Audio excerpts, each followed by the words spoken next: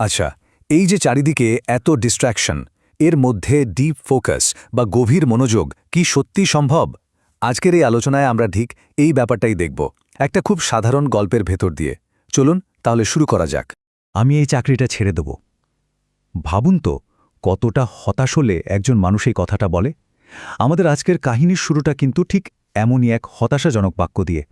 এই একটা লাইনেই যেন আজকালকার ওয়ার্ক লাইফের সব প্রেশার, সব বিরক্তি ধরা পড়ে যায়।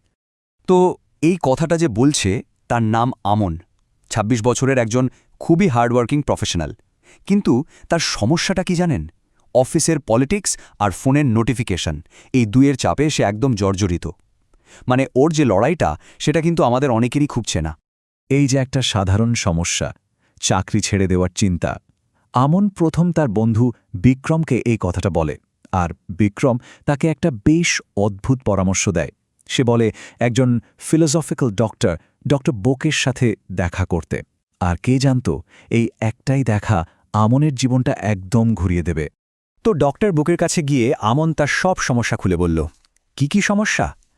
সারাক্ষণ একটা মানসিক ক্লান্তি, কাজে একদমই মন বসাতে না পারা, ম্যানেজারের থেকে চাপ তো আছেই, আর ক্যারিয়ারেও কোনো গ্রোথ নেই, টাকা পয়সারও উন্নতি নেই।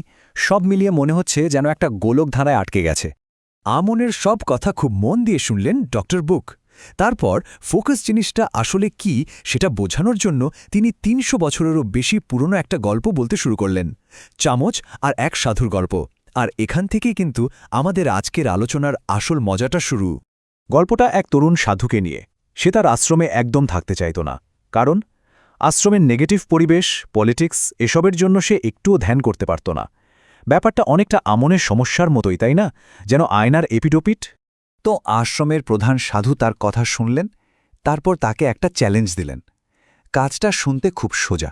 একটা চামচে ১০ ফোঁটা জল নিয়ে পুরো আশ্রমটা একবার ঘুরে আসতে হবে। কিন্তু শর্ত একটাই, যদি এক ফোঁটাও জল পড়ে যায় তাহলে কিন্তু আশ্রম ছাড়ার অনুমতি মিলবে না। তো সেই তরুণ সাধু কাজে লেগে পড়ল। প্রথম চেষ্টায় কি হলো? ওভার কনফিডেন্সের জন্য জল পড়ে গেল, ফেল।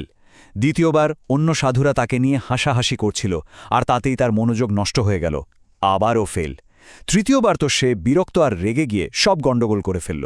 কিন্তু ফাইনাল অ্যাটেম্পটে সে ঠিক করল কিচ্ছু শুনবে না, কিচ্ছু দেখবে না। তার পুরো ফোকাসটা ছিল শুধু ওই চামচটার উপর। আর এবার সে সফল হল। কাজটা শেষ করার পর প্রধান সাধু তাকে শুধু একটা প্রশ্ন করলেন। বললেন, আচ্ছা, শেষবার ঘোরার সময় তুমি কি আশ্রমের কোনো পলিটিক্সের কথা শুনতে পেয়েছিলে? ব্যাস, ওই তরুণ সাধু সঙ্গে সঙ্গে পুরো ব্যাপারটা বুঝে গেল। এটাই ছিল গল্পের আসল মোচ, সেই আহা মোমেন্ট। কিন্তু প্রশ্নটা হলো, এইটুকু একটা কাজের মধ্যে ফোকাসের এমন কি রহস্য লুকিয়েছিল? কি এমন ছিল ওই চামচের জলে? চলুন এবার সেই গোপন সূত্রগুলোই এক এক করে জেনে নেওয়া যাক। তো ডক্টর বুক এই গল্পটা থেকেই ফোকাস করার ৫টা নিয়ম বের করলেন। আর এই নিয়মগুলো কিন্তু শুধু আমনের জন্যে নয়, এগুলো আমাদের সবার জন্যে, যারা মনোযোগ বাড়াতে চায়। প্রথম নিয়মটা কি? ফোকাস কোনো ট্যালেন্ট না, এটা একটা স্কিল। মানে প্র্যাকটিস করলে যে কেউ এটা আয়ত্ত করতে পারে। ২ নম্বর, ডিস্ট্র্যাকশন আসলে বাইরের কোনো জিনিস নয়, এটা আমাদের ভেতরের ব্যাপার। আমরা কোন দিকে মন দিচ্ছি, খেলাটা সেখানেই। ৩, স্পিড দিয়ে কিছু হয় না, আসল কাজ হয় গভীরতায় গিয়ে, টেকনিকটাই আসল। ৪ নম্বর নিয়মটা খুব ইন্টারেস্টিং। উইল পাওয়ারের থেকেও বেশি শক্তিশালী হলো আমাদের অভ্যাস বা রিচুয়াল। আর সবশেষে ৫ নম্বর, ডিপ ওয়ার্ক বা গভীর কাজের জন্য বোর্ডম বা একঘেয়েমিটা কিন্তু খুব দরকারি। এটাকে এড়িয়ে গেলে চলবে না, আপন করে নিতে হবে। তো এই তো গেল ৫টা নিয়ম। কিন্তু থিওরি তো অনেক হলো। আসল প্রশ্ন হলো, আমন কি এগুলো নিজের জীবনে কাজে লাগাতে পারল? চলুন দেখে নেওয়া যাক এর ফল কি দাঁড়ালো।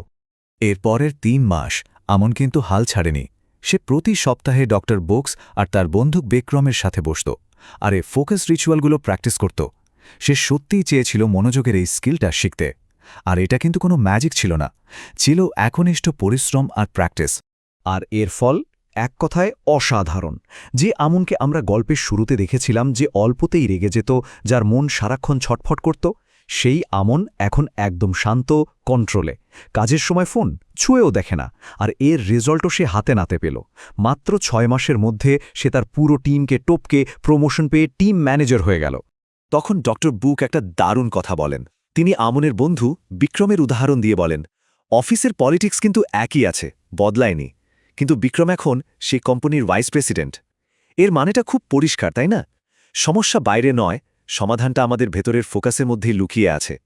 এই পুরো আলোচনাটা শেষে একটা প্রশ্ন কিন্তু থেকেই যায়, আমাদের প্রত্যেকের জীবনে সেই চামচটা কোনটা? কোন সেই জিনিসটা যার ওপর আমাদের পুরো মনোযোগ দেওয়া উচিত? সেটা কি আমাদের কেরিয়ার, আমাদের পড়াশোনা, নাকি আমাদের কোনো সম্পর্ক? এই উত্তরটা আমাদের নিজেদেরকেই খুঁজে বের করতে হবে।